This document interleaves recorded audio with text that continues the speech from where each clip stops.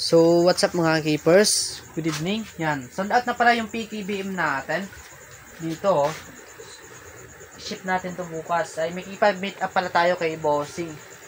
Nag-order sa atin tayo kasiguran mga Bossing. Yan, oh. Naka-quarantine na. Ito yung male and female dito. Yeah, thank you sa mabilis na transaction. Kaya, ayan, pakita natin yung PKBM mo. Yan, oh. PKBM Bossing. Yan, oh. Diba?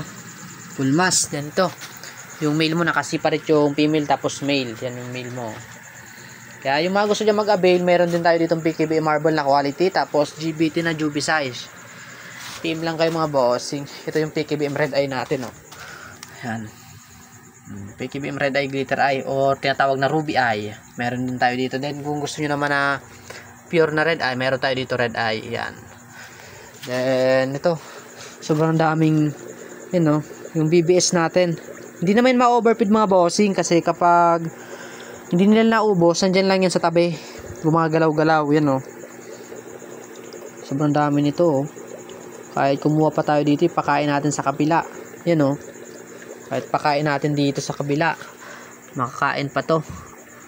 Yan dito. Kaya bibilis lumaki ng mga fry natin kasi pakain natin BBS Aquamaster mga bossing. Lalagay natin sa yellow basket kung saan kayo pwede maka-order ng Aquamaster. 270 mo, meron ka na 50 grams. Saan ka pa nun? Solid na nun.